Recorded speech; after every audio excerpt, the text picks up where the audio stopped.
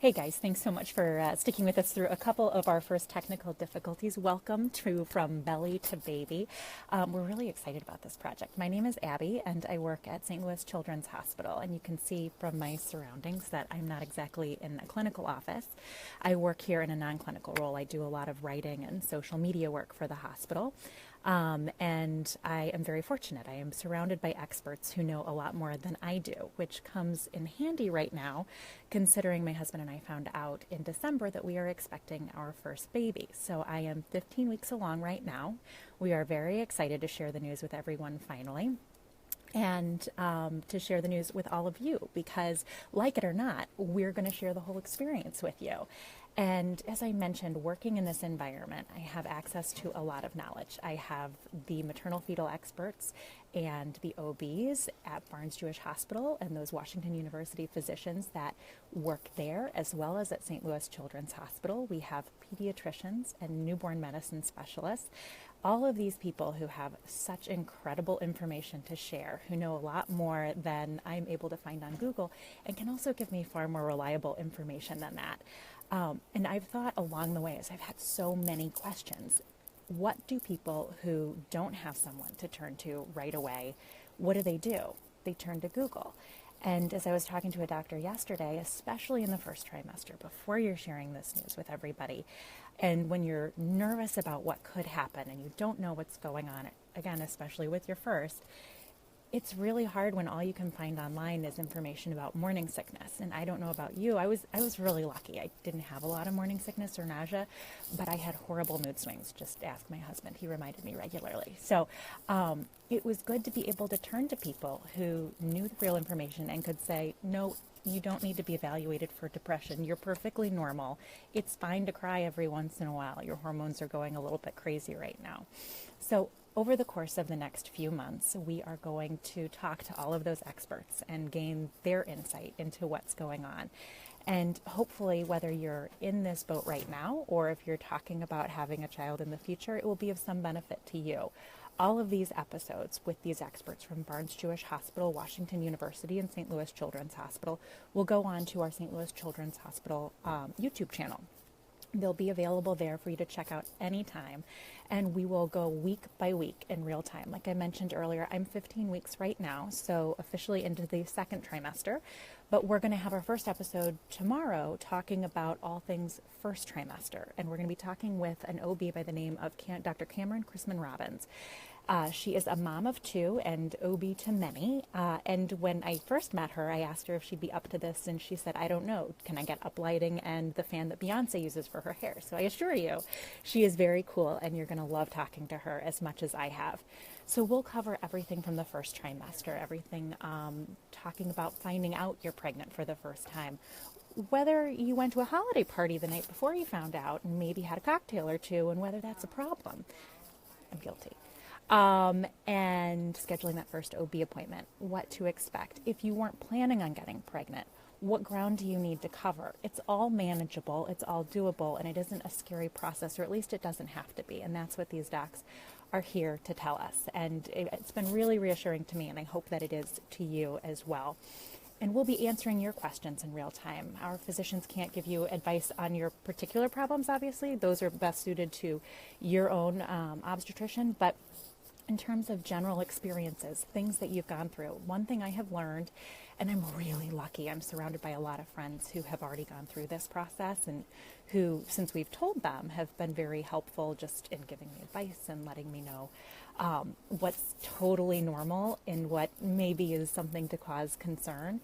I have two sisters-in-law who have been through this and have been awesome about giving their advice. But it's nice to have these people around and to know that if you've gone through it, or if you're going through it, someone else probably has too. So that information is not only useful to you, but to everyone else. So we encourage you, as these episodes are going, to ask us your questions live. We'll do our best to answer as many as we can. And if we can't answer them in real time, but it's something that maybe we can find the answer to later, we'll be back next week to talk more. So our goal is to be here for you at 1 o'clock every Friday.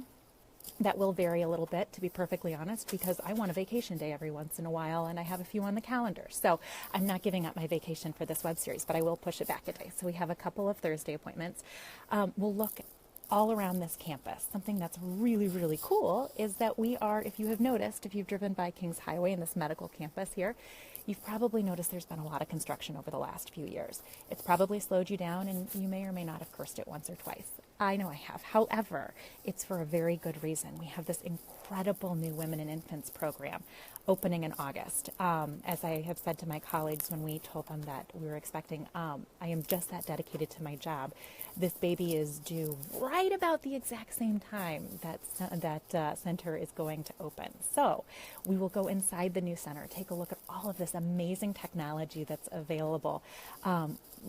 We'll show you what an ultrasound is, apparently. We're talking about doing that right at the 20-week appointment, or the 19 and 20-week mark, I'm told, is when most people have that first ultrasound. So we will go into the exam room and take a look at what's going on with baby in real time. And along the way, we'll talk about the different questions that come up. When do you need to pick a pediatrician? We'll talk to the newborn medicine specialist at St. Louis Children's Hospital who help with those babies that come very early and those that come right on time and who may need a little extra medical support, or those who really don't, but you just need those dates on your calendar to really figure out what you need to do to be ready.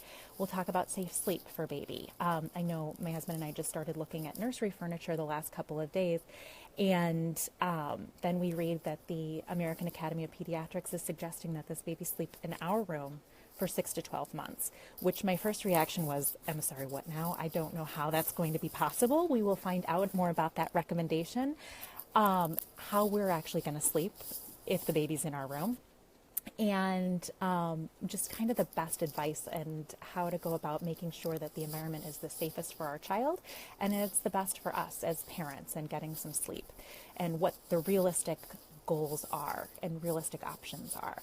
And when do you really need to have a nursery ready? And is it that important, or is that more for us? I know that I'm pretty set on having a pretty room ready, but I am reminded regularly that that's more probably for me than the kid, who probably won't know any better.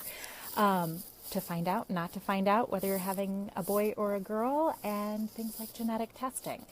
You can have many tests run as early as, I think, 8 weeks, which most people barely know they're pregnant by then. So we'll talk about whether or not those tests are necessary, at what age pregnancies become high risk. We've got these incredible maternal fetal experts at Barnes Jewish Hospital, these Washington University physicians who have seen everything. And I will tell you, when I go to see my doctor, I'll bring up a number of concerns that I have. And she looked at me in my first appointment and she said, you have to realize that you work in an environment where you see a lot of really unusual situations. The bonus to that is I see a lot of really unusual situations turn out really, really well, and see these kids go on to live really incredible lives. The downside is that probably as much as any expecting mom worries, I worry a lot about things like genetic disorders and conditions that my child could deal with.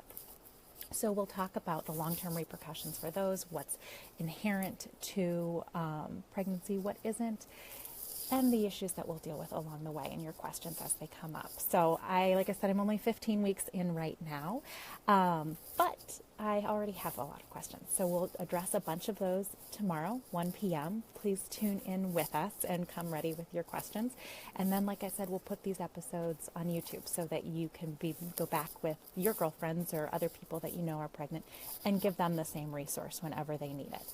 And like I mentioned earlier, we're going to do a recap of the first trimester tomorrow, but I also want to let you know, I think it's really important that we go back and we cover a lot of those topics, things like miscarriage and mood swings and something other, the nausea for sure, and the exhaustion. I fall asleep at 8 o'clock at night on a regular basis, which is just crazy. But it's normal, and things that dads worry about in the first trimester. We'll talk to experts about those issues, and we'll catalog those on YouTube as well so that they're at least covered, because I think a lot of us, once we're out of that first trimester, try and just forget all of the fears, but there's no reason to forget them when somebody else is going to worry about them later. So we'll make sure that those are addressed, and we hope to see you all along the way. We'll tour the new building as it's getting ready to open in August, and I will probably be waddling around by that point. I anticipate that I will be as big as a house.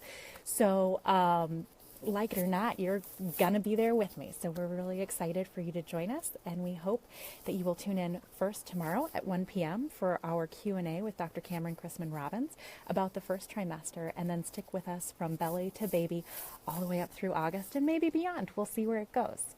Look forward to chatting with you along the way. Thanks.